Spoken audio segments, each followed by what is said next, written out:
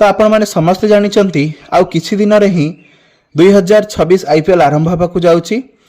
तेबे आसंतु नजर पकाइबा 2026 आईपीएल पई पांच पांच थरर आईपीएल चैंपियन सीएसके रो तगड़ा 11 उपरे यार प्लेइंग 11 ने सीएसके काहाकू रखिछि आसंतु नजर पकाइबा।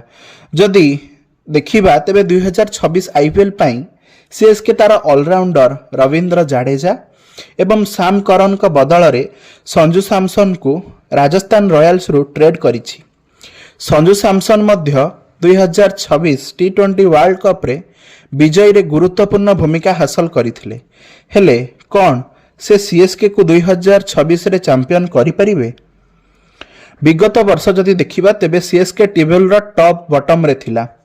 बहुत फालतू टीम 2026 रे सीएसके चयन करिथिला, किंतु सीएसके रो रेकर्ड मध्य अछि जेबे भी सीए पड़ंती पुणी रबल बॉल फली ऊपर को उठंती।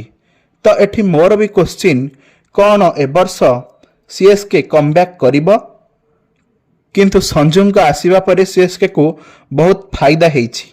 जदि प्लेइंग 11 को देखिबा तेबे सीएसके 2026 रे ओपनिंग रे संजू सैमसन एवं तार कैप्टेन ऋतुराज गायकवाड़ संगरे जाई पारे।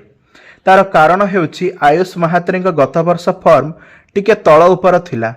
ए वर्ष अंडर 19 रे मध्य टिके खास नथिला, किंतु तांकर कैप्टेनशिप जदि देखिबा बहुत जबरदस्त थिला एवं आमे अंडर 19 वर्ल्ड कप भी जीतिथिलु। जदि संजू सैमसन एवं ऋतुराज गायकवाड़ ओपनिंग करंती ताहेले जबरदस्त जोड़ी होई पारे। ऋतुराज गरम एवं संजू मध्य गरम एवं बहुत भल रन मध्य सीएसके पई करि पारंती। एवं जदि तांको पाखरे ऑप्शन 2 मध्य अछि, जदि से आयुष महात्री सांगरे जाती ताहले 3 नंबर रे सीएसके तार कैप्टेन ऋतुराज गायकवाड़ को मध्य खेलाई पारे। आउ 4 नंबर रे आसीबे साउथ अफ्रिकार middle order batsman Dewald Brevis. विगत वर्ष मध्य जदि देखिबा तेबे सीएसके टीम तरफरु से जबरदस्त रन करथिले। जदि 5 नंबर रे देखिबा दल उर्बिल पटेल को खेलाई पारे, नचेत शिवम दुबे को मध्य खेलाई पारे। एही दुई जन को 5-6 नंबर रे खेलाई टीम स्ट्रांग होई परिबो। जदि हमें 7 नंबर रे नजर पकाइबा तेबे दल प्रशांत वीर सहित जाई पारे, जहां को मिनी ऑक्शन रे दल जाडेजा रिप्लेसमेंट भाव में किनिथिला। जदि नचेत प्रशांत वीर को जदि टीम 8 नंबर रे छाड़िबो तेबे 7 नंबर पोजिशन में जाई पारंती सीएसके रो पूर्व कैप्टेन महेंद्र सिंह धोनी, जहां को अंडर रे दल 5-5 थर चैंपियन होईछि।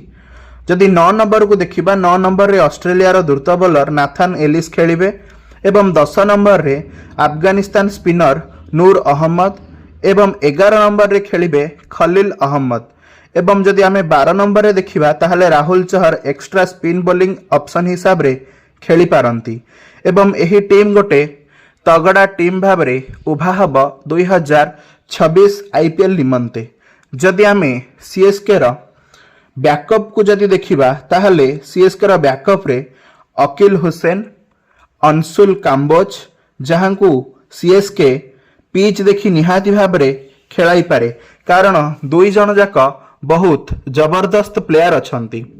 एवं जदि मुकेश चौधरी को भी खेलाई पारे, कारण सीएसके पाखरे मुकेश चौधरी भाव रे गोटे भल ऑप्शन मध्य अछि। किंतु जदि आमे तार ऊपर ऑर्डर को देखिबा ताहले सीएसके 2026 आईपीएल पई बहुत तगड़ा हो जाइछि, कारण ओपनिंग रे संजू सैमसन, आयुष महात्रे नहले कैप्टेन ऋतुराज गायकवाड़।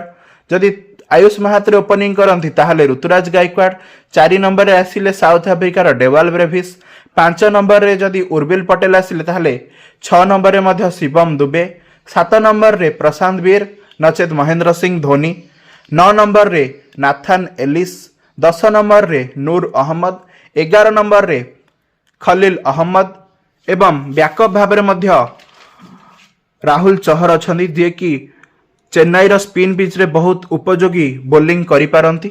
तो जदि 2026 आईपीएल पई देखिबा ताहले सीएसके गोटे जबरदस्त टीम होई सारिछि एवं सीएसके मध्य बहुत बड़ दाबीदार अछि 2026 आईपीएल पई 6th ट्रॉफी तार जीतिबा पई।